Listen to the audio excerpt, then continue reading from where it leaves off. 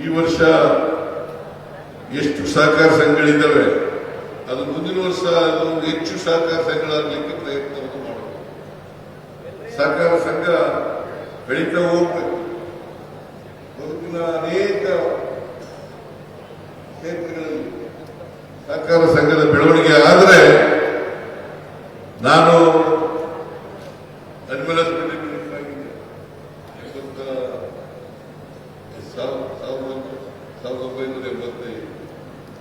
ಆಗ ಕೆಎಂಎಫ್ ಅಧ್ಯಕ್ಷನೂ ಆಗಿದ್ದೆ. ನಾನು ಸ್ವಲ್ಪ ದಿನ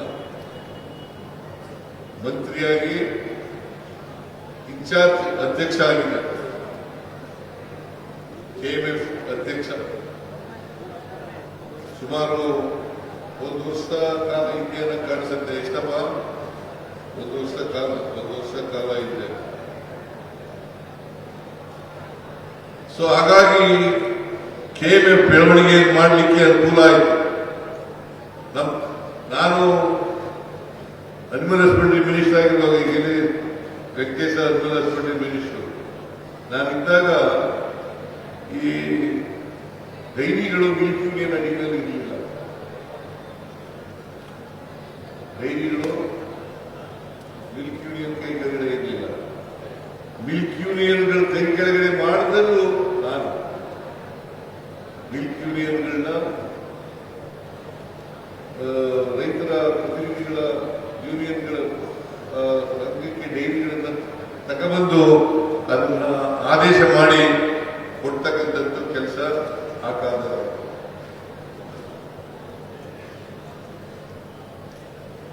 ಈಗ ರಾಜ್ಯದಲ್ಲಿ 16 ಮಿಲ್ಕ್ ಯೂನಿಯನ್ಗಳಿದ್ದಾವೆ.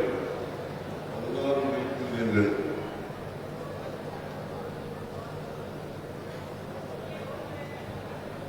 ಸುಮಾರು 1 ಕೋಟಿ ಲೀಟರ್ ಅಷ್ಟು ಹಾಲು ಬರ್ತಾ ಇದೆ.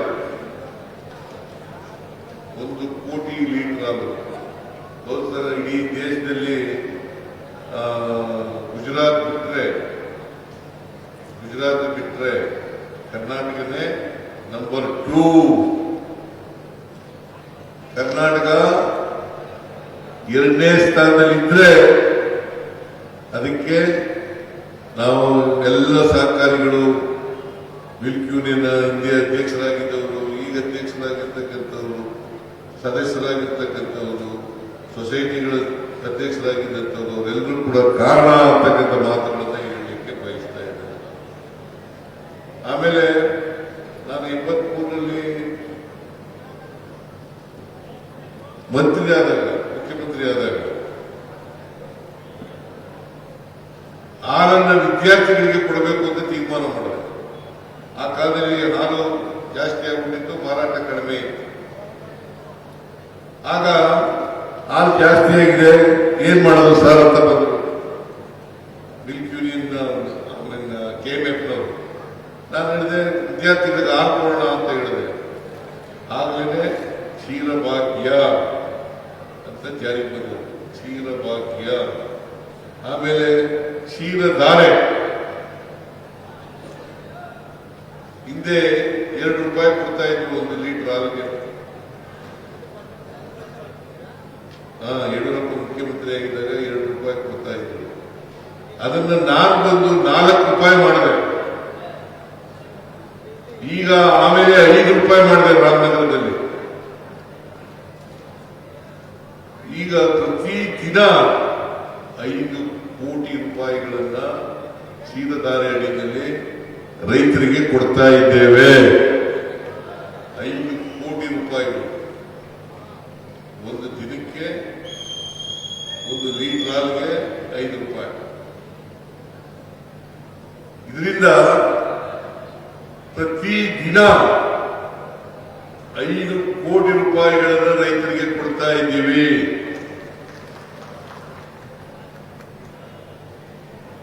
ಆಮೇಲೆ ಈ ಕ್ಷೀರಧಾರೆ ದುಡ್ಡಿನೆಲ್ಲ ಉಳಿದೋಗ್ಬಿಟ್ಟು ಹಿಂದಿನ ಸರ್ಕಾರದಲ್ಲಿ 850 ಕೋಟಿ ರೂಪಾಯಿ ಉಳಿದೋಗ್ಬಿಟ್ಟಿತ್ತು.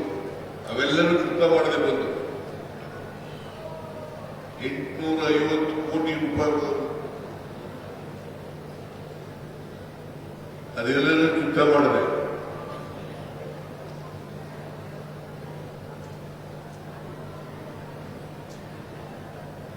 ಆಮೇಲೆ ಚಾಮರಾಜನಗರ ಹಾಲು ಒಕ್ಕೂಟ ಒಂದ್ಸಾರಿ ಹಣ ಕೊಟ್ಟಿದ್ದೆ ನಾನು 73 ಕೋಟಿ ಕೊಟ್ಟಿದ್ದೆ. ಇನ್ನೂ 51 ಕೋಟಿ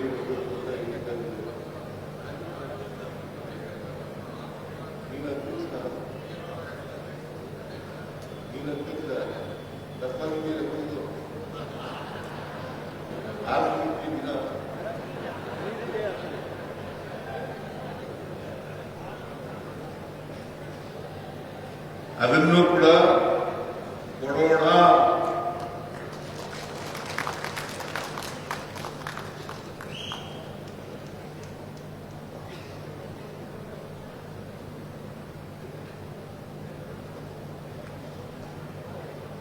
ಯಾಕೆಂದ್ರೆ ನಾವು ಪ್ರತ್ಯೇಕ ಮಿಲ್ಕ್ ಯೂನಿಯನ್ ಮಾಡಿದ ಮೇಲೆ ಹಣ ಕೊಡಲಿಲ್ಲ, ಈ ಸರ್ಕಾರದವರು ಕೊಡಲಿಲ್ಲ.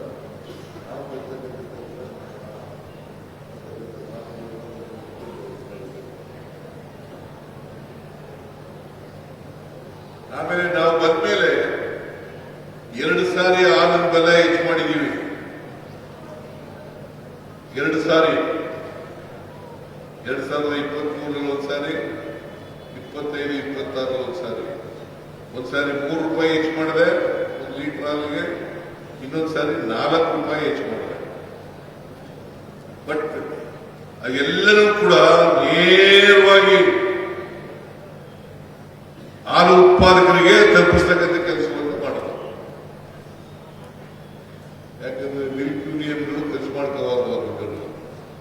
ಯಾರು ಹಾಲು ಉತ್ಪಾದಕರಿದ್ದಾರೆ ಹಾಲು ಉತ್ಪಾದಕರಿಗೆ ಕೊಡ್ತಕ್ಕಂಥ ಕೆಲಸವನ್ನು ಮಾಡಿದ್ರು.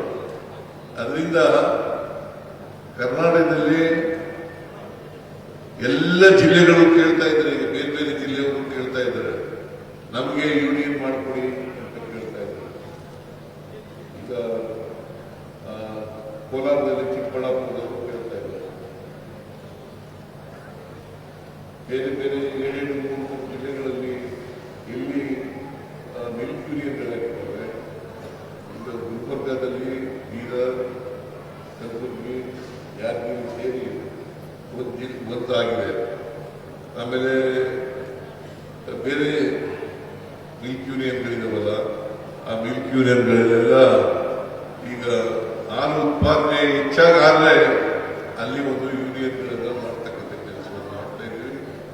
ಕರ್ನಾಟಕದಲ್ಲಿ 31 ಜಿಲ್ಲೆಗಳಿದ್ದಾವೆ. 31 ಜಿಲ್ಲೆಗಳಲ್ಲೂ ಕೂಡ ಮಿಲ್ಕ್ ಯೂನಿಯನ್ಗಳನ್ನ ಮಾಡ್ತೇವೆ ಅಂತಕ್ಕಂಥ ಮಾತುಗಳನ್ನು ಹೇಳಲಿಕ್ಕೆ ಬಯಸ್ತಾ ಇದ್ದೇವೆ.